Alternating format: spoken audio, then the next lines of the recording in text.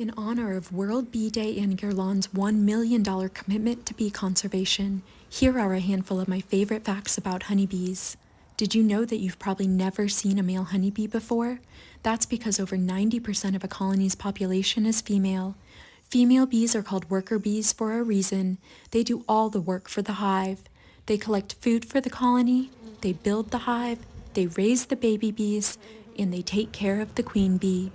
The UN has designated May 20th as World Bee Day, but you can join me and companies like Guerlain who give back to bees every day. Guerlain has committed $1 million to protecting bees. They've also established a program called Women for Bees to teach 50 women from around the world how to keep bees and start their own beekeeping business like I did. When you support brands like Guerlain, you are supporting bees and beekeepers around the world. And now, more than ever, bees need our help.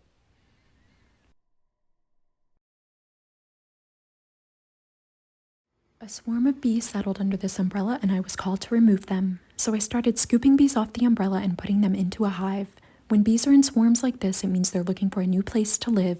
They tend to be very docile since they don't have any resources to defend.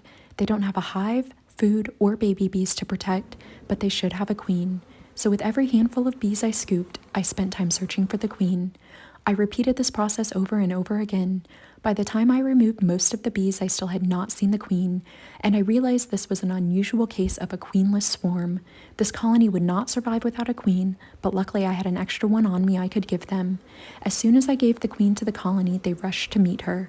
If they didn't accept her, they would try to kill her. If they did accept her, they would release her from the box by chewing through the piece of candy that stops up one end. As soon as the bees in the hive met the new queen, they began sending signals to the other bees telling them to move off the umbrella and into the box. So I just waited in the swarm of bees as the colony moved into their new home.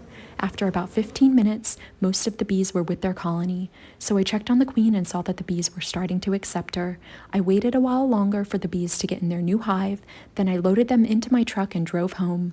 I put the bees in my apiary so they could continue the important work they do in a place that's safer for them and for people, and it was another great day of saving the bees. I woke up one morning and my truck was covered with more bees than usual, so I ran outside in my pajamas to see what was going on. A swarm of bees that I caught the night before was leaving their hive and swarming again. I tried to offer their new hive back to them, but they weren't moving in very quickly, which told me that they wanted to go somewhere else. It was a race between me and the bees. I had to find the queen before the bees found a place to fly off to. After a few minutes, I found her. I put her in a clip to keep her safe, but before I could put her in the new hive, I had bees swarming to her in my hand. As soon as I put the queen in the hive, the bees began to go right in. I still had some bees on my hand who weren't leaving because they could still smell their queen on me. So I shook them off so they could find her. Within minutes, the entire colony was rushing to get back into their new hive. You can see how fast they were moving and how the queen was covered in bees. I waited for all the bees to get into their hive, and it was another great day of saving the bees in my pajamas.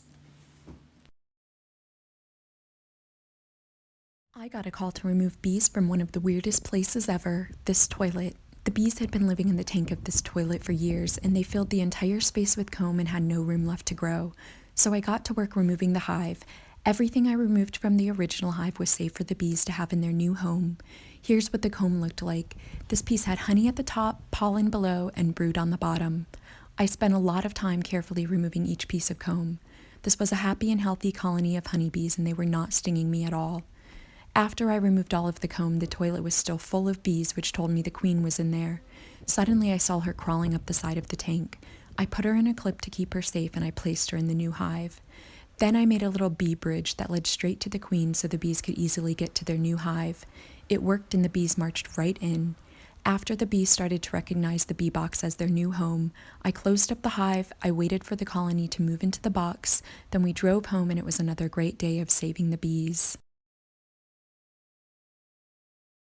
Bees had been living in this backyard shed for at least 2 years. The landlord wanted to call an exterminator, but the family who lived here wanted to save the bees, so they called me.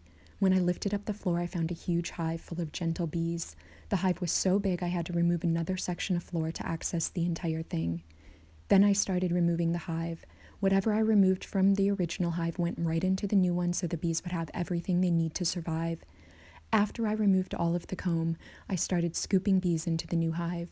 As soon as I put the bees by the new hive, they marched right in.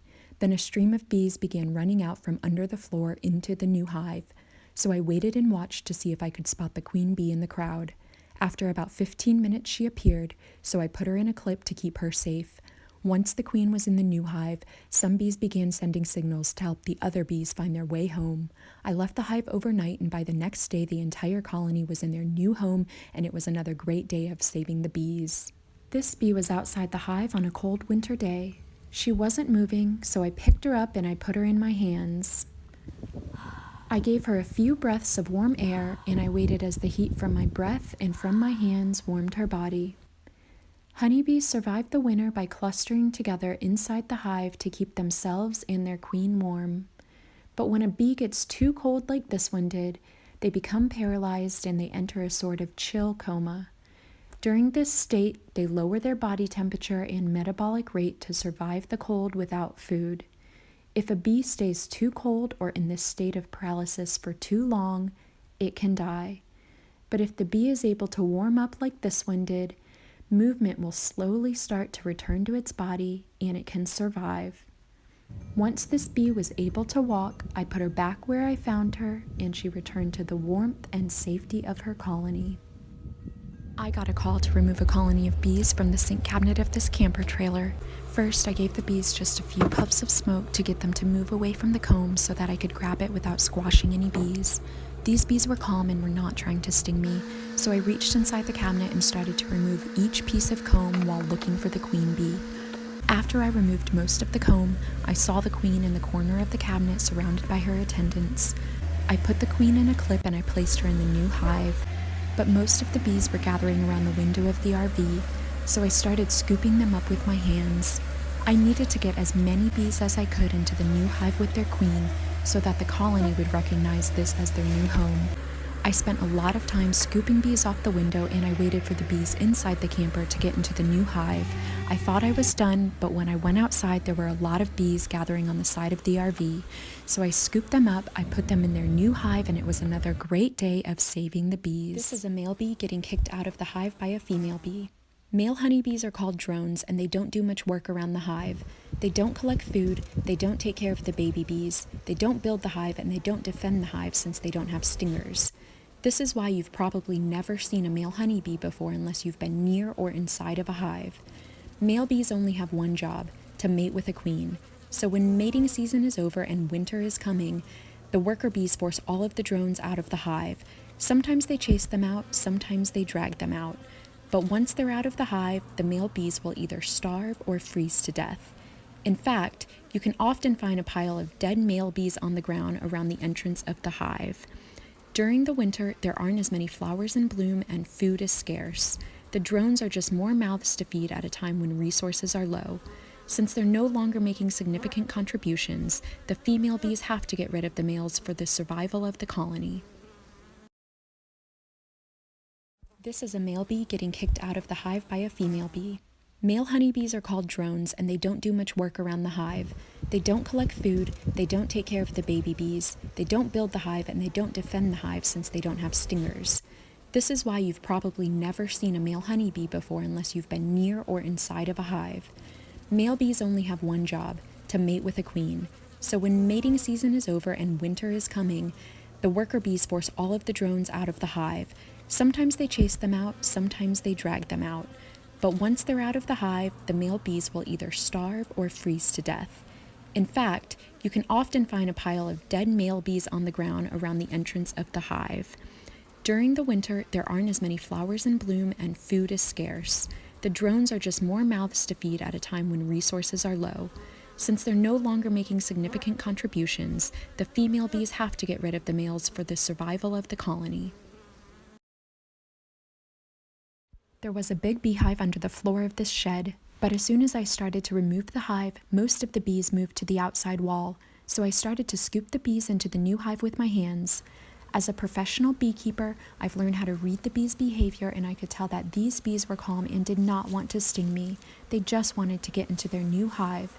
So I kept scooping bees off the wall while looking for the queen bee.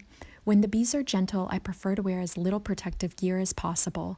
The less gear I'm wearing, the more dexterity and agility I have. After scooping most of the bees off the wall, I didn't see any signs of the queen. So I went back in the shed to look for her, and there she was, surrounded by her attendant bees. I put her in a clip to keep her safe, and as soon as I put the queen in the new hive, all of the other bees followed her pheromones and went into the new hive on their own. I waited for all the bees to get into their new home. Then I closed up the hive, and it was another great day of saving the bees. Here's how I removed a beehive from a backyard shed. The bees were living under the floor. I found the hive entrance, but to see the size and location, I used my thermal camera. Then I cut into the floor where the bees were located. I carefully lifted the piece I cut out and discovered a beautiful hive full of honey. Since the bees were gentle and it was over 100 degrees out, I took off my veil, enjoyed some fresh honey, and went to work removing bees. I scooped the bees into a temporary travel hive while looking for the queen. As a professional beekeeper, I've learned how to read the bees' behavior and could tell that these bees would not sting me. Next, I removed the comb structure of the hive that had baby bees and food, and I put it into frames so that the bees would have everything they need in their new home. Suddenly, I saw the queen surrounded by her attendant bees. I put her in a clip to keep her safe, and all of the other bees followed her into the new hive. So I closed up the hive, carefully picked it up, loaded it into my truck to take the bees to their new home, and it was another great day of saving the bees. I got a call to remove a colony of bees from this tree at superstar Jason Derulo's house, and here's how it went. Let's say the bees. We started to remove bees and comb from the tree. The bees were very gentle and were not trying to sting She's not gonna us. sting me? Oh, She's not gonna sting you. Oh, You're okay. she's You're coming. okay. The bees had a ton of extra honey, so everyone ate some fresh honey straight from the hive. is it on my face? Yeah. That is good, nice and warm. It is pretty crazy. It's a lot different than the honey we get in the jars. Tasty. Man, so good. I need a bagel. Jason even took off his veil and ate some honeycomb.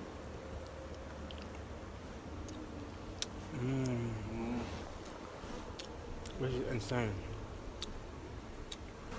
After we removed as much comb as we could, we waited for the bees to get into their new hive so they could be relocated to the Bee Leaf USA Bee Sanctuary, and it was another great day of saving the bees. I got a call to rescue a swarm of bees, and here's how I did it. When I showed up, I found a beautiful swarm hanging off the side of a branch. So I set up their temporary transit hive, and I used my garden shears to carefully cut through the branch they were hanging on. When honeybees are in swarms like this, it means they're looking for a new place to live and just taking a little break on their search for another hive. This is because the queen bee is actually a terrible flyer and she needs some rest while traveling. Swarms of bees tend to be very docile since they don't have resources like brood or honey to defend. So to get the bees and the queen directly in the new hive as quickly and carefully as possible, I gave the branch a few good shakes and the colony fell right in. Bees have pretty tough exoskeletons, so the short drop doesn't harm them at all. They were happy to have a new place to live and started to settle in the hive. So I closed up the hive, and it was another successful day of saving the bees. But I still haven't found what I'm looking for. But I still haven't found what I'm looking for. I got a call to remove a colony of bees from this backyard compost bin, and here's how I did it. First, I started to carefully remove the comb structure of the hive. I fit the pieces of comb that had baby bees and the bees' food into wooden frames. Next, it was time to start scooping bees into the new hive.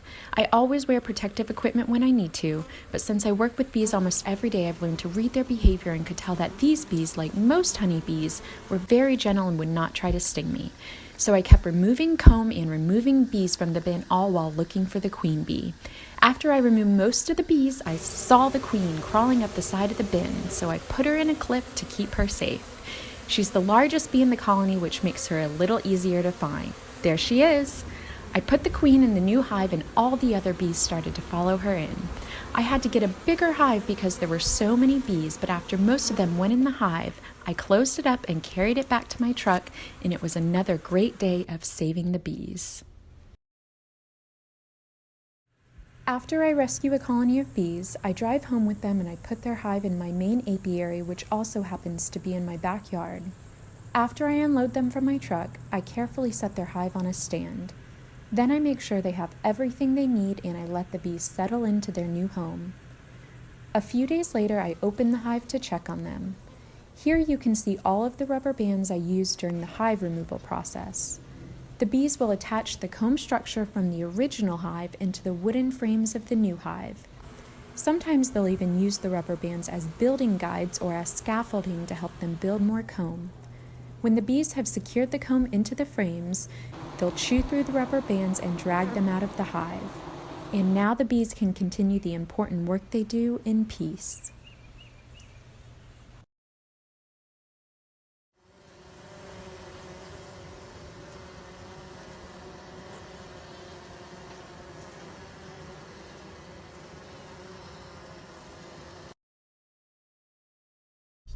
Wash your hands, wash your hands, wash your hands. Wash your hands, wash your hands, wash your hands. I can't dap you up until you wash your hands, 'cause you might got some type of virus on your hands.